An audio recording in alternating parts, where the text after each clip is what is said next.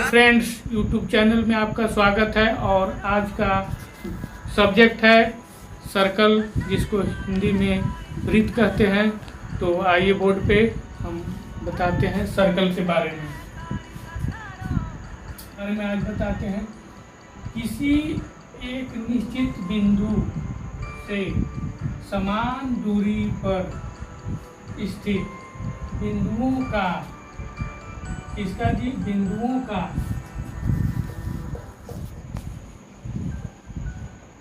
बिंदु पथ वृत्त कहलाता है।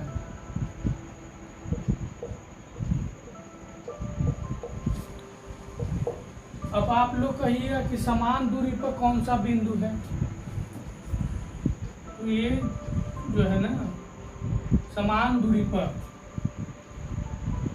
समान दूरी पर, समान दूरी का मतलब हो गया लगातार। ये क्या हो गया जी? ये हो गया वृत्त। ये क्या हो गया? वृत्त हो गया जी। अब ये क्या हो गया? बीच वाला भाग सेंटर, जिसको हिंदी में क्या बोलते हैं? केंद्र। क्या बोलते हैं जी? केंद्र बोलते हैं इसको। तो हम लोग कह सकते हैं कि किसी एक निश्चित बिंदु से समान दूरी पर स्थित बिंदुओं का बिंदु पथ वृत्त कहलाता है। क्या कहलाता है जी? वृत्त कहलाता है। नेक्स्ट टॉपिक है दूसरा, त्रिज्या, जिसको इंग्लिश में रेडियस कहते हैं। तो हम लोग कह सकते हैं कि त्रिज्या किसे कहते हैं। तो त्रिज्या का परिभाषा होता है कि केंद्र बिंदु से, कहाँ से जी? केंद्र से परिधि को, ये क्या है जी? परिधि है।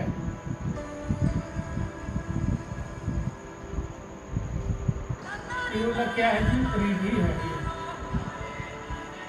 इसका जो अंदर ठीक है,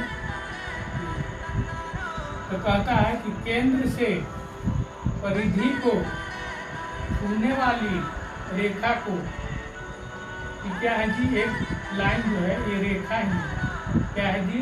रेखा है। इसको क्या बोलते हैं जी? कह सकते हैं कि केंद्र से परिधि को छूने वाली रेखा को त्रिज्या कहते हैं।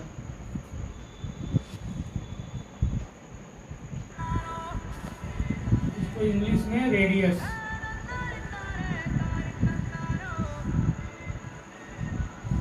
इसको इंग्लिश में क्या कहते हैं? रेडियस कहते हैं। परिभाषा लिखेंगे जी, केंद्र से परिधि को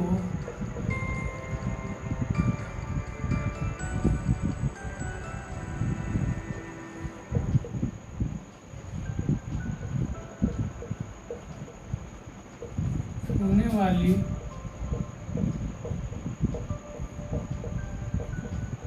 रेखा को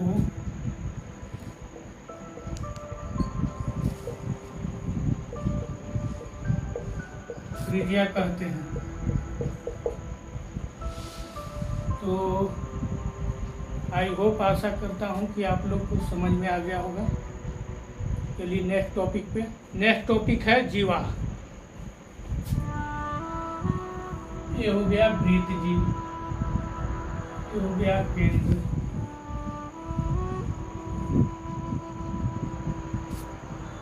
और केंद्र से जो परिधि को रेखा छू रहा था वो क्या था जी? त्रिज्या। इसको त्रिज्या। अब कह रहा है कि जीवा। नेक्स्ट टॉपिक क्या? के परिधि पर स्थित वृत्त के, जो वृत्त है, वृत्त के परिधि पर स्थित दो बिंदुओं को मिलाने वाली रेखा, एक बिंदु यहाँ है जी और एक बिंदु यहाँ है, ये क्या हो गया जी? जीवा। क्या हो गया जी? जीवा हो गया। तो हम कह सकते हैं कि वृत्त के परिधि पर स्थित वृत्त के परिधि पर स्थित किसी भी दो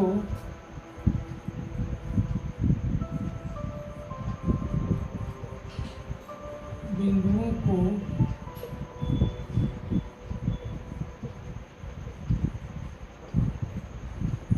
मिलाने वाली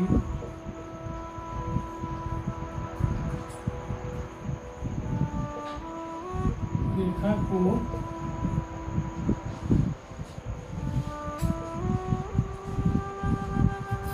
जीवा कहते हैं।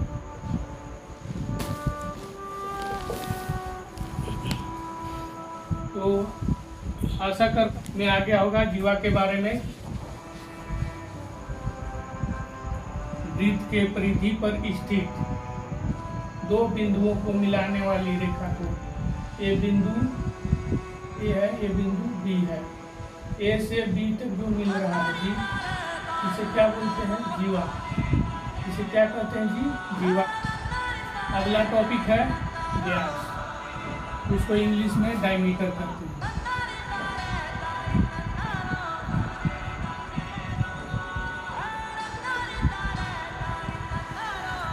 केंद्र बिंदु से होकर, इससे भी केंद्र बिंदु से होकर, केंद्र बिंदु से जब परिधि को छू रहा था त्रिज्या था। अब कहता है व्यास का जो परिभाषा, केंद्र बिंदु से होकर जो गुजर जाए उसे क्या कहते हैं जी?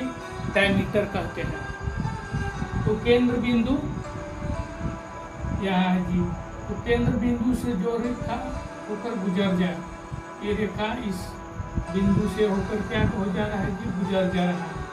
केंद्र बिंदु से होकर जो रेखा गुजर जाए उसे क्या कहते हैं जी? व्यास कहते हैं। ये आधा भाग हो गया जी, व्यास हो गया। ये आधा भाग हो गया, ये भी व्यास हो गया। तो हम कह सकते हैं इसकी परिभाषा, केंद्र बिंदु से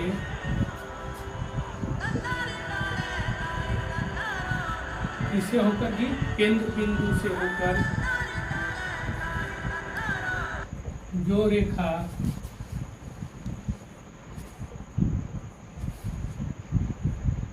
कहता है कि केंद्र बिंदु से होकर जो रेखा गुजर जाए उसे व्यास कहते हैं।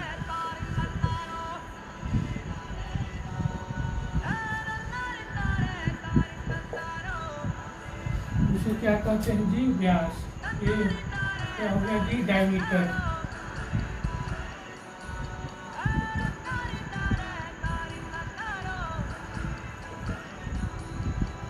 वृत्त की सबसे बड़ी जीवा क्या होती है जी?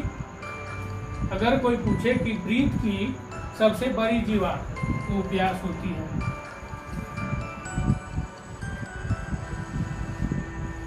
वृत्त की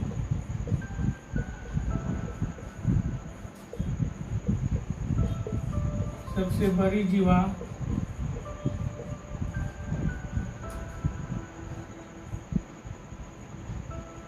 वृत्त की सबसे बड़ी जीवा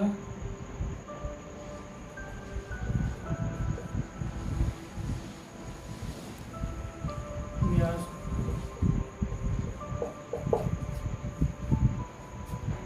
तो आशा करता हूँ आप लोग को समझ में आ गया होगा टॉपिक। नेक्स्ट टॉपिक पे चलते हैं। जो पिछला टॉपिक हमने बताया वो था डायमीटर, व्यास के बारे में। ये वृत्त बनाया है और ये केंद्र हो गया, ये केंद्र है, ये त्रिज्या।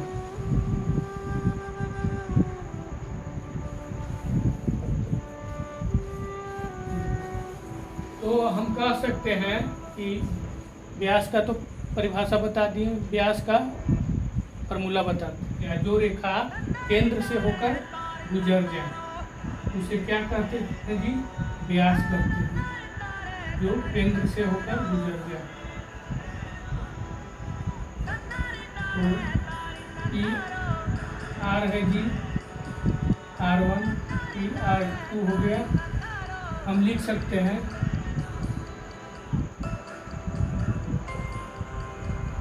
डायमीटर इक्वल टू 2 बार लिख सकते हैं R 2R। तो डायमीटर का परिभाषा है जी, डायमीटर इक्वल टू 2R। व्यास जो बराबर है 2 त्रिज्याओं के बराबर है व्यास। जैसे मान लीजिए ये यहाँ से यहाँ 5 सेंटीमीटर और यहाँ से यहाँ 5 सेंटीमीटर, इसको लिख सकते हैं ए। सेंटर हो गया O, ए हो गया B। तो R इक्वल टू 5 और D इक्वल टू 10 सेंटीमीटर।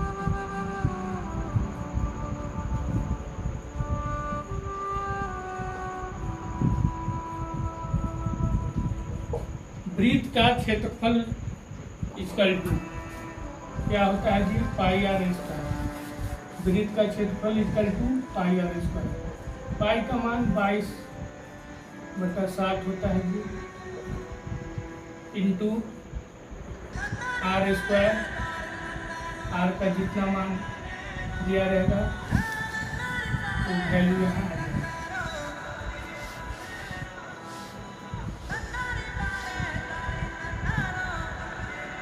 वृत्त की परिधि बराबर, वृत्त की परिधि equal to 2 pi R. 2 into 22/7 into R. R का वैल्यू यहाँ आएगा 20/7 इंटू आर। ये हो गया पूरा वृत्त, ये हो गया सेंटर।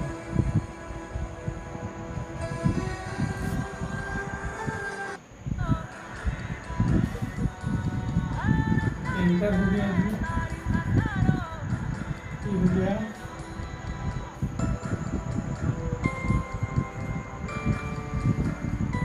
परिधि।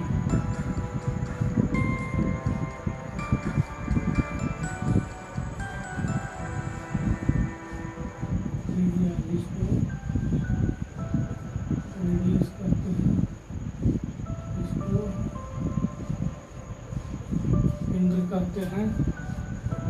तो आप देख सकते हैं परिधि, सर्कमफ्रेंस, त्रिज्या रेडियस और जीवा और केंद्र सेंट्रल। तो इसमें हम अर्धवृत्त की बात करेंगे। अर्धवृत्त का मतलब कि वृत्त का आधा। अर्धवृत्त का मतलब वृत्त का आधा। ये जो हो गया जी भाग, ये क्या हो गया? ये आधा यहाँ इस भाग ऊपर वाला अर्धवृत्त हो गया। क्या हो गया जी? अर्धवृत्त। ये नीचे वाला भी भाग क्या हो गया जी? ये भी हो गया अर्धवृत्त। ये जो वृत्त है, वृत्त के जो जीवा के अंदर का जो भाग है ये हो गया लघु वृत्त। लघु वृत्त, लघु वृत्त का मतलब होता है कि छोटा वृत्त। और ये जो खाली भाग है, जो बड़ा भाग है इसका, ये क्या है जी? दीर्घवृत्त।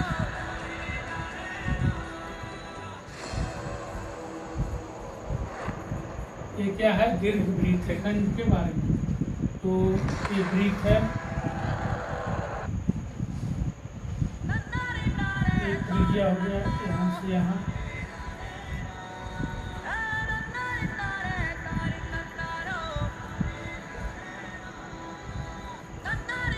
तो अंदर का भाग हो गया जी त्रिज्या का। तो त्रिज्यखंड का क्षेत्रफल equal to pi are square into theta बटे 360 डिग्री। ये क्या है जी, यहाँ चाप की लंबाई, यहाँ क्या हो गया, त्रिज्यखंड।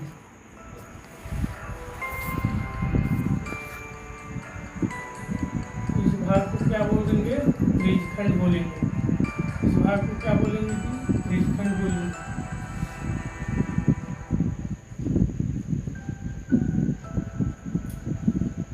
चाप की लंबाई, ये जो क्या था जी, यहाँ चाप की जो लंबाई था, चाप की लंबाई equal to 2 pi R into theta बटे 360 डिग्री। तो नेक्स्ट वीडियो में फिर नेक्स्ट टॉपिक लेके आएंगे। जय हिंद, जय भारत।